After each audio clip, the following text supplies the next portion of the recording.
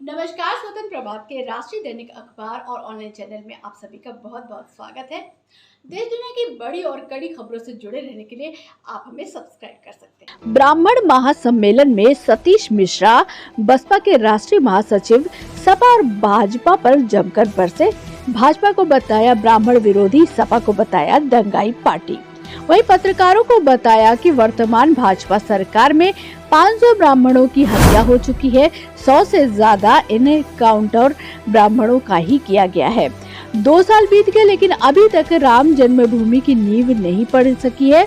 जब तक देश में चुनाव चलेगा तब तक भाजपा राम मंदिर बनने नहीं देगी। राम के नाम पर वोट मांगती है भाजपा, अब इसका खुलासा हो गया है। भगवान राम बीजेपी के से रुष्ट हैं, इसलिए भगवान उनको बाहर का रास्ता दिखाएंगे। 2022 विधानसभा चुनाव में सभी पार्टियां जनता को अपने तरफ करने के हर संभव प्रयास कर रही हैं। वहीं आज बस्ती जिले के महादेवा विधानसभा में कलवारी में एक ब्राह्मण महासम्मेलन को संबोधित करते हुए बसपा के राष्ट्रीय महासचिव सतीश मिश्रा ने जमकर सपा और भाजपा पर बरसाए अपने तीखे वार। वहीं सपा को दंगाई पार्टी बताया और भाजपा को बताया ब्राह्मण विरोधी। खुशी दुबे की घटना का उल्लेख करते हुए कहा कि उसका क्या दोष था, उसको 2 सालों से जेल में बंद कर दिया गया और मुख्यमंत्री कार्यालय में प्रतिदिन मॉनिटरिंग की जा रही है, जमानत तक नहीं होने दी जा रही है। वही कहा कि बसपा सरकार में सरकार शिक्षा, स्वास्थ्य सहित बेरोजगारों को नौकरी दी गई। इस सरकार में रेलवे, बैंक, हवाई अड्डा सहित सार्वजनिक स्थलों को ठेकेदारों को दिया जा रहा है। भाजपा सरकार में सारी नौकरियां ठेकेदारों को दे दी गई हैं, जिससे बेरोजगार परेशान हैं। भाजपा सरकार में लगातार अपराध महिलाओं पर बढ़ रहे हैं।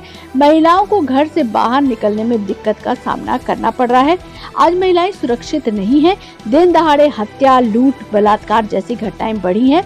वहीं ब्राह्मण सम्मेलन को संबोधित करते हुए रुधौली विधानसभा के बसपा प्रत्याशी अशोक मिश्रा व कप्तानगंज विधानसभा के जहीर उर्फ जिम्मी को बसपा का उम्मीदवार बनाया गया है। कहा कि 2022 में बसपा सरकार बनाने जा रही है, जिससे सभी का विकास होगा। 12 से 17 134 दंगे, 1-2 नहीं सैकड़ा पार कर दिया और 134 पे पहुंच गए। 134 दंगे फसाद उत्तर प्रदेश में करा दिए। दंगे फसाद होते नहीं है, दंगे फसाद कराए जाते हैं। अगर होते तो फिर बहन मायावती जी की सरकार में क्यों नहीं हुए। वो बात दूसरी है कि दंगे, एक तरफ दंगे करा रहे थे और एक तरफ मुजफ्फरनगर में दंगा हो रहा है, फसाद हो रहा है, दूसरी तरफ सफाई में मुख्यमंत्री के रूप में बैठ करके और वहां नाच गाना देखा जा रहा था, वहां फिल्मी सितारों का नाच गाना देखा जा रहा था। ये सोच है उन लोगों की। बहन मायावती जी की सोच क्या है कि पूरे प्रदेश का विकास हो। उन्होंने अपने संतों, गुरुओं, उनके लिए पूछो।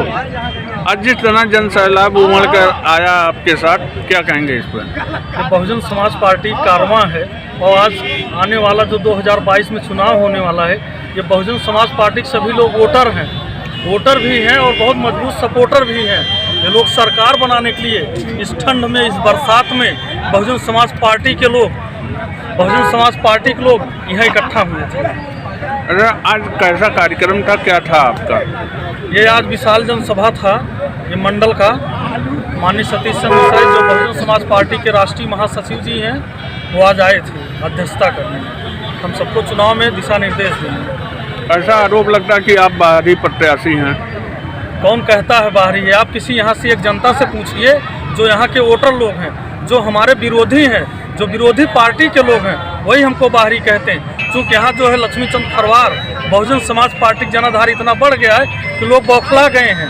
तो हमको जब कुछ नहीं, मेरे अंदर कोई कमी पा रहे हैं, तो सिर्फ बाहरी का कमी निकाल रहे हैं। नेताजी, चुनाव में ब्राह्मणों को केंद्र बिंदु बनाया जा रहा है वोट का, चाहे आपकी पार्टी हो या अन्य पार्टियां हो। देखिए, ब्राह्मणों को तो केंद्र बिंदु बना ही दिया इस सरकार ने। 500 ब्राह्मणों की हत्याएं और 100 का इनकाउंटर करके ब्राह्मणों को तो केंद्र बिंदु पे ले ही आए।